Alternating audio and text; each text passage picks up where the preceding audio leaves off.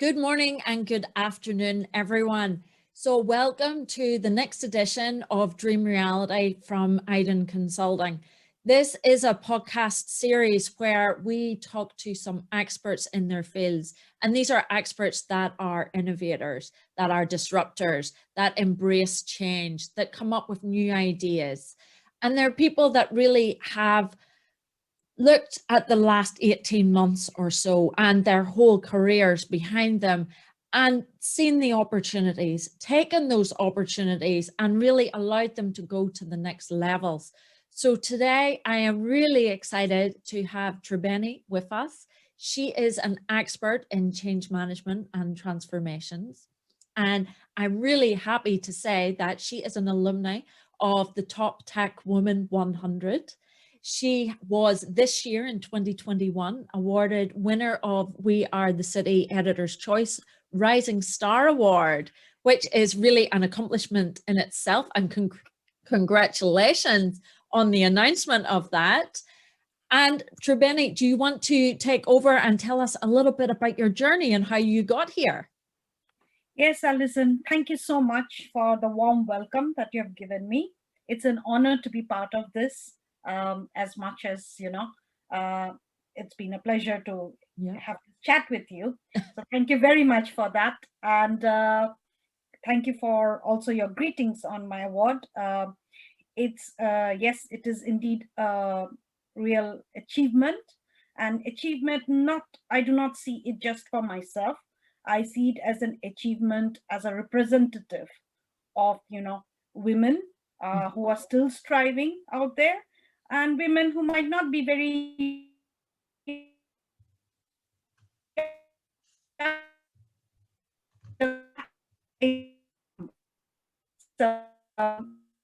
as an electronics and power engineer. That is what I qualified for, with an intention of getting into computer science. So I got my first job in IT as an SAP programmer, which is the ABAP programming language. I thoroughly enjoyed that. However, as my career navigated, I got into project management, and I really enjoyed project management and program management. However, what was happening in my career was that, I had my day job, which would be the project management or the program management element, and I would enjoy that. But there were other things that I always got involved in, whether it was being, within the organization's people champions board, setting up a team, unit in terms of people engagement, or even starting networks like the Women's Network in a couple of organizations. And it is that element that kind of brought into foresight for me, or insight as well, in terms of, how people respond to change, how people react to something being disrupted in terms of what they are used to. And it did not matter whether a change was positive or not. There tended to be always a resistance.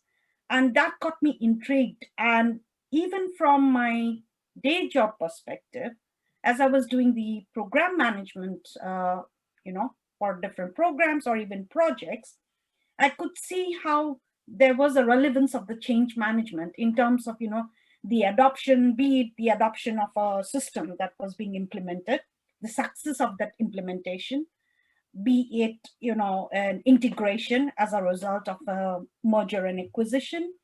There was a lot of elements that were coming into play from the culture perspective and from the change management perspective. And that is how I got into change management. And I really started enjoying in terms of, trying to understand why certain things are easier or more difficult, and, what makes transformations successful or not successful, and the roles different people play, not just the transformation lead, the change agents, the champions, the different, roles that are there in terms of a change. What a journey. And I love the fact that, you've really kind of, and it's something that I've spoken to a few of my other guests about, where you've identified, your areas of interest, and you've kind of morphed and molded your career around those interest factors, and it kind of goes around the awareness of your values and your beliefs and things. And that's where you really want to be developing and exploring your future career in. And I think that that's really something, it's a very strong message for how we can stay engaged and stay motivated in our careers. And it's finding those niches that work for each of us. Absolutely. And the other element that I'll add to that is that it is also not a one-time exercise, because I think even individually we continue to change. So, doesn't mean that something that excited me 5 years back might excite me to the same level today. And I think that process of refreshing or re-understanding ourselves is a continuous cycle too. But you are absolutely right. The more we stay aligned to our purpose in terms of what we do as our day job or work, the more chances are we will be happy and contented with what we are doing. Yeah. Very, very, I mean, so much to say about that. I think it's very true. You're speaking from the heart there. Yes. So just picking up on a couple of what you've alluded to in your introduction there, and how comfortable you are with change and things. Obviously, over the last 18 months, the population globally has gone through an immense change, and from the way we shop, from the way we engage with others, engage with family members, how we socialize, how we're seen. Masks, visors, no masks, lanyards, all of that, and the change in technology as well. And as humans, we're, it's quite, if you survey people, generally we're very uncomfortable with when people start talking about change. Yes. We want to hide under the duvet. We want things that are the same, that we're comfortable with, and we want to stay in our comfort zones as humans. And do you think that, there's a lot of thought around change and the processes of change, and whether over the 18 months, has that change really been driven by us going into survival mode, the fear factor driving us to adapt? Is it maybe the shame factor of everyone else is doing it, I can't be the only one that's not, so I will have to toe the line, I don't want to be singled out as being different? Or is it people just becoming aware, and with the momentum, and because it's been drawn out over 18 months, it's just been constant change that we're just being dragged along like little bit on the tide? What's your perspective on that? Of, if you think about the 18 months, for many of us, this has been a huge period of unprecedented change, right? I do remember at the beginning of the pandemic, most of the messages we would exchange with each other would have that line of during these times of unprecedented change, right? You do not see that anymore or too much, because people have got that shock. And whenever you experience that, individually you react differently in terms of what it means to you or what it is doing to you. And I think if you look at how people have, I would say there isn't, everybody has reacted to it the same way. For business owners, etc., it has been a case of how do I survive this? How do I make my business survive? If you think about the small businesses or medium businesses, etc. For corporations also, it has been a case of, what do we need to kind of, continue our existence and still be around?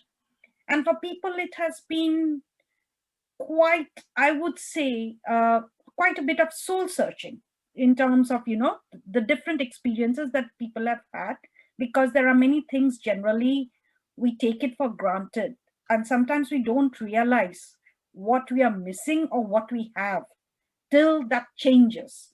And I think, we have been pushed into experiencing what it means, or putting that thought. Many at the beginning, including myself, right? I found it very difficult in terms of, that isolation in a way, right? Not getting to see my colleagues, etc.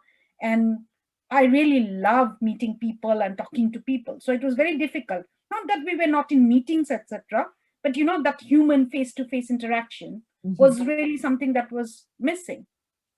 But then gradually, I also started enjoying not having to spend 4 hours in commute on a daily basis, right? It meant automatically more time with my family, with my daughter.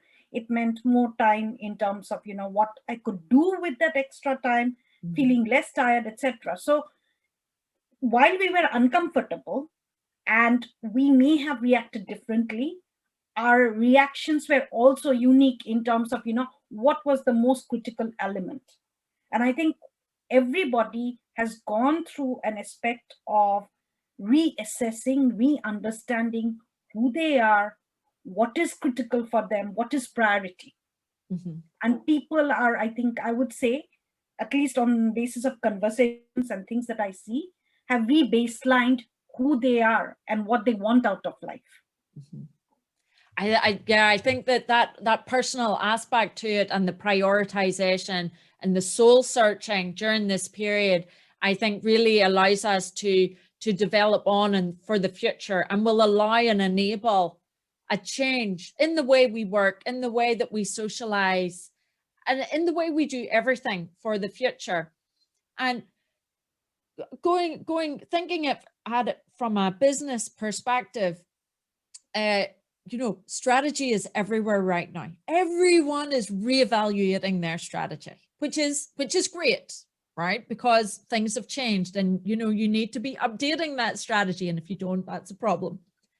But strategy drives change. And do you think that, people don't like how you drive that change and how you deploy that change is really critical to the success of change and to the development and the success of your strategy? And people don't like being told what to do. If you tell me that I must do this and don't give any reason for it, I'm going to push back. I'm going to push back there, So 2 things I would add. I think the soul searching element that I said about, I think that soul searching element also happened in the business world. Okay, in terms of organizations reevaluated what their purpose were, or even if they had their purpose, they again kind of re-emphasized on it, right? Because it was important to connect with their employees about the purpose of the organization, etc. So the soul searching did not stay confined to just individuals. It happened in the business world as well. Yeah. Then the second part that you said about the strategy and the change, I think, changes happen every year in terms of, organizations have an annual plan, right? Objectives get set, people then work towards that, right? I think sometimes just because you say, oh, we have to do it, or this is the change that is happening, makes people nervous. Different people react to it again differently. We go through the Kubler-Ross curve, which everybody knows about. And it depends, you're right, which point you enter or exit, and also, how many times you might not stay into that curve, you might just come back as well, depending on how it is. And one thing that you said is kind of quite important here, is that, yes, we might not like to be told what to do, but what we like is being asked, this needs to happen, how would you like to go about it? That feeling of empowerment. So I think the important is that it is not about that the change is the problem. It is about how the communication of the change happens and how you bring about people into that change in terms of understanding why the change needs to happen. The moment you or I understand that change, what is in it for me, right? And in it for me is again very different from person to person, right? Some like it if it is something that will benefit them.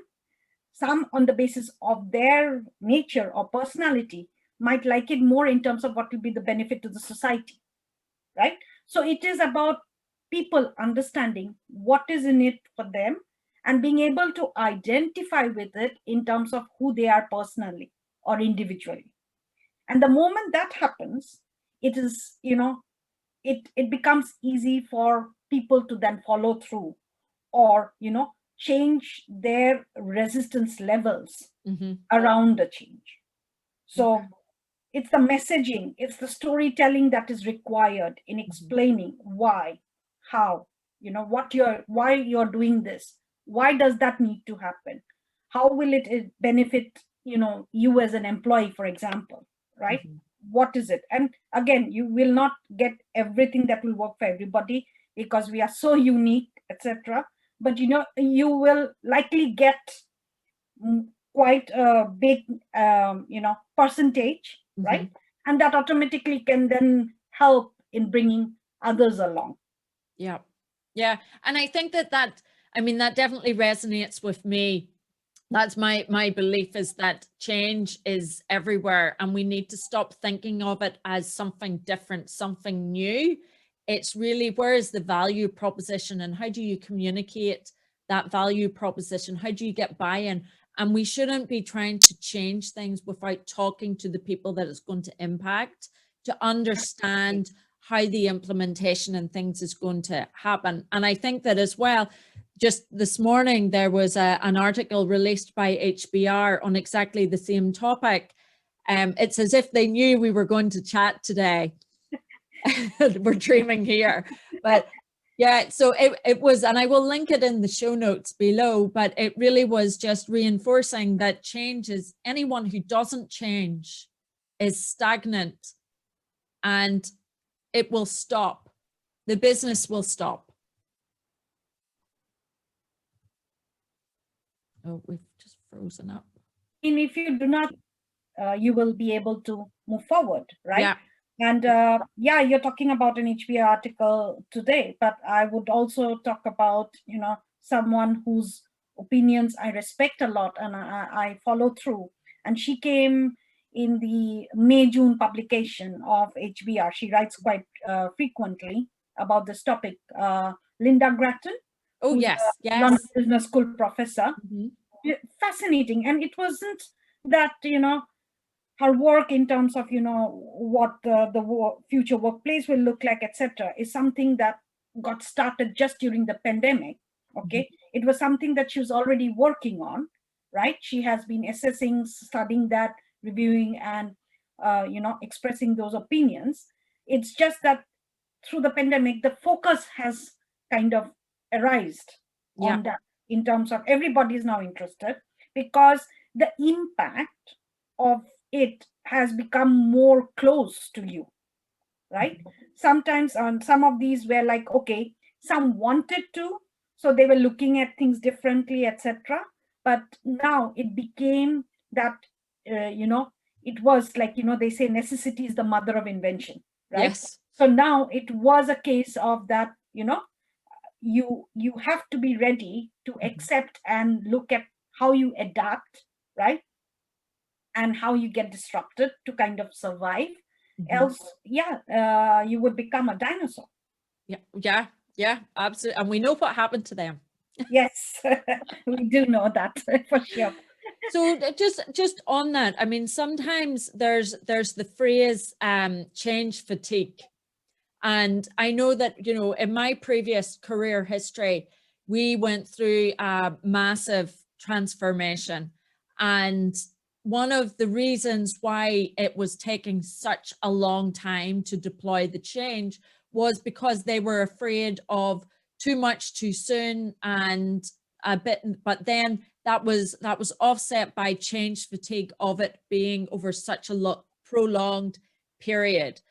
So we've been in 18 months of very intense change, and now a lot of businesses are really reevaluating their strategy. And although we've just discussed that change has to happen and change is happening all around us, and it's the terminology and it's how we package that, but how can we package it in a way that we get away from the change fatigue elements and we go more to a ride the wave kind of way of implementation?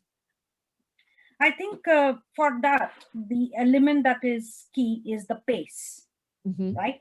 Because, again, one thing where organizations or people doing changes or implementing changes need to be careful about is not to get sucked into the hype.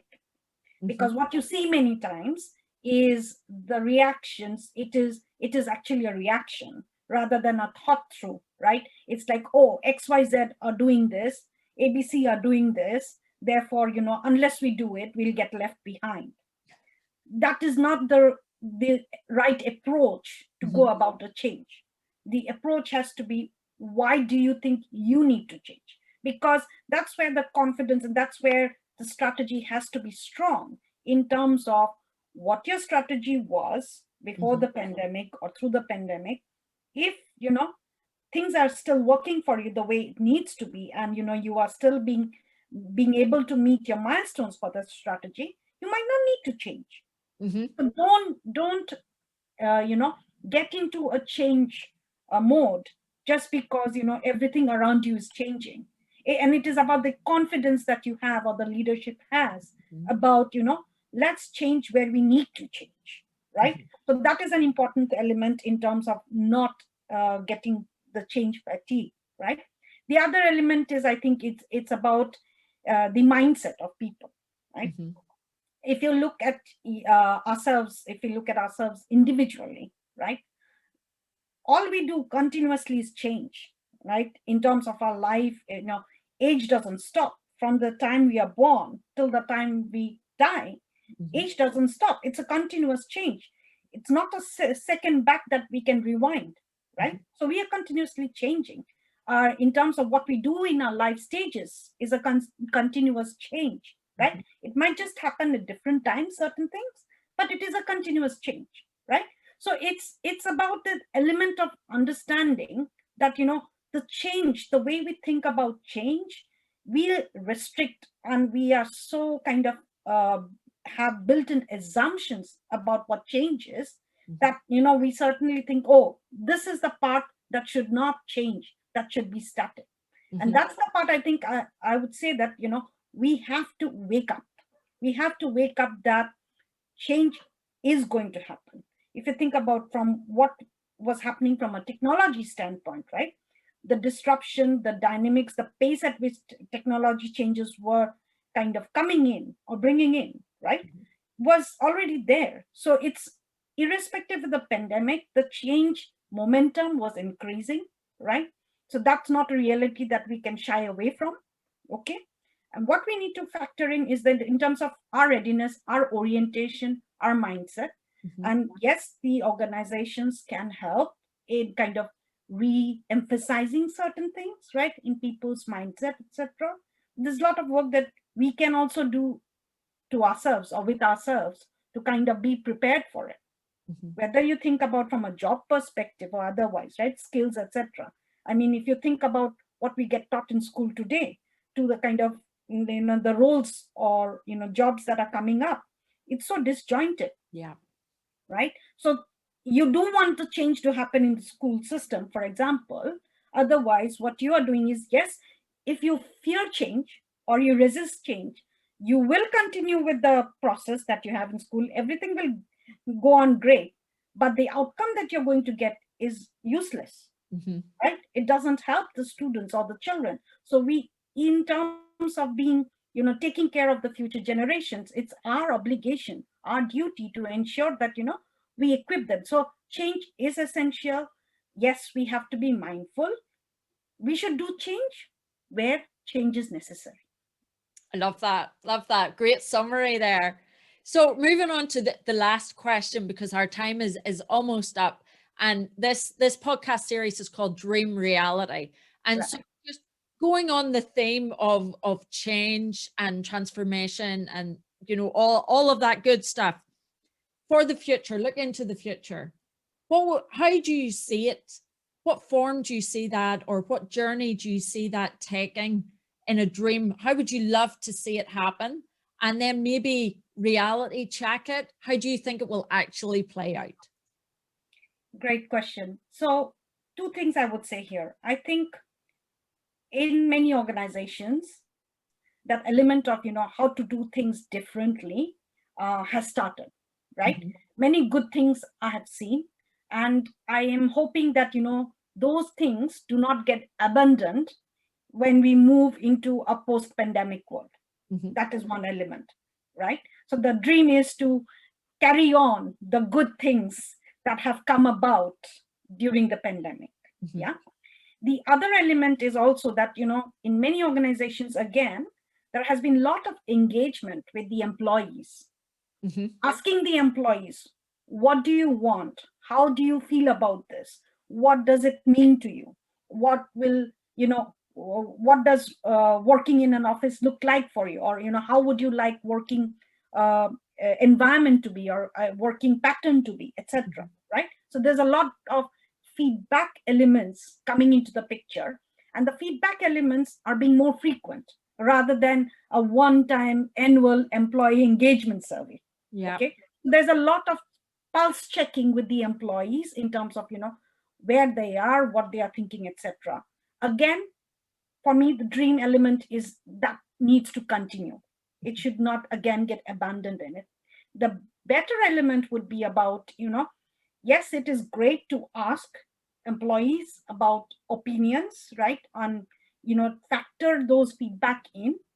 But the bigger part would be also, in terms of how much more diverse teams or individuals you engage in what is the action plan you come about. Mm-hmm. Yeah. It's about, okay, yes, you might do it as the leadership team in terms of, what eventually needs to happen. But if you engage in terms of the solution aspects as well, that's what I think can, give you even more impactful results, right? Because of the generational changes in terms of, the outlook and everything. Reality is, I think some will stay with being able to carry on with the positives, while some would revert back to some of the old ways of working, etc. Mm-hmm. That's the reality. We are already seeing that in terms of organizations wanting all of their employees to come back to office all days of the week, right? While we are seeing many others who are staying in, the dream world that we would like, which is more conducive, more employee friendly or centric. And you are getting to see many organizations embrace stakeholder capitalism, which I would like no one to be an exception for. That's the dream. Wow. Fantastic. I mean, definitely given me a lot to mull over. I think this is a great topic. I think key takeaways from our conversation today is really, for me, it's all about purpose, whether it's personal purpose or business purpose. It's really important to understand that. It's the engagement of the organization when you're going to talk about change. Change is going to be driven and accepted when you engage with people and stakeholder management and conversing and, asking their people's opinions.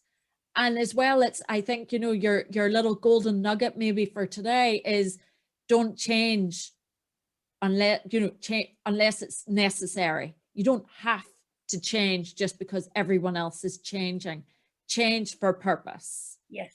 And I think that that's really such a key takeaway as we get caught up in what's our competition doing, or what's in the latest newspaper article, or what should I be doing? But it's important to step back and assess it. And thank you so much for joining us today. I think that it's been amazing to get these insights.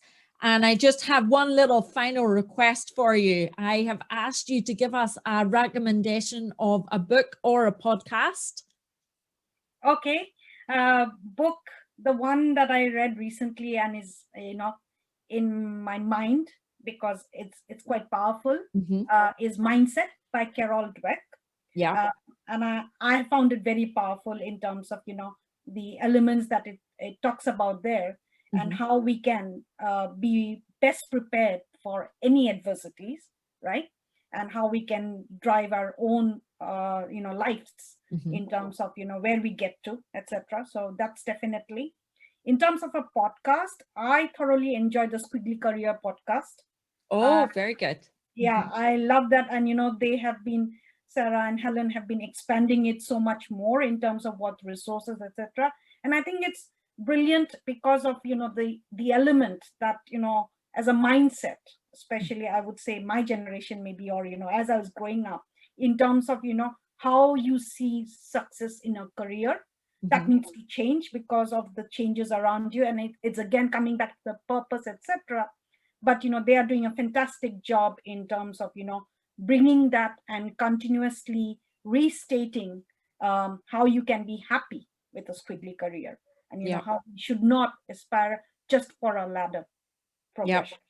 Fabulous. And finally, if you're having a bit of a tough day, or you just need a little bit of a perk up of energy before a big call, what's the song that you put on your playlist? It is Katy Perry's Firework. Oh, fabulous. It really helps me pep up. It really helps me, kind of stay, yeah, it can be done. And, whatever I can do with who I am is good enough. So yes, that's the one that I still go back to every time. Very good. That is my single most insightful question to anyone I've ever spoken to. Every single time they completely blow my mind with their suggestions. It's fantastic. It's a great question. Yeah, and it's a difficult one to choose for because there are so many, right? But then, it was more about element of thinking which one actually is the one that kind of from a languaging state, so to say, right? Yes. Yeah. So that one does the trick for me. Fair enough. Look, Tribeni, thank you so much for your time today. I have really enjoyed it, and I hope our listeners have really got some really good takeaways from it. And thank you so much for your time. Thank you so much, Alison. It was a pleasure to be here and have this conversation. Thank you.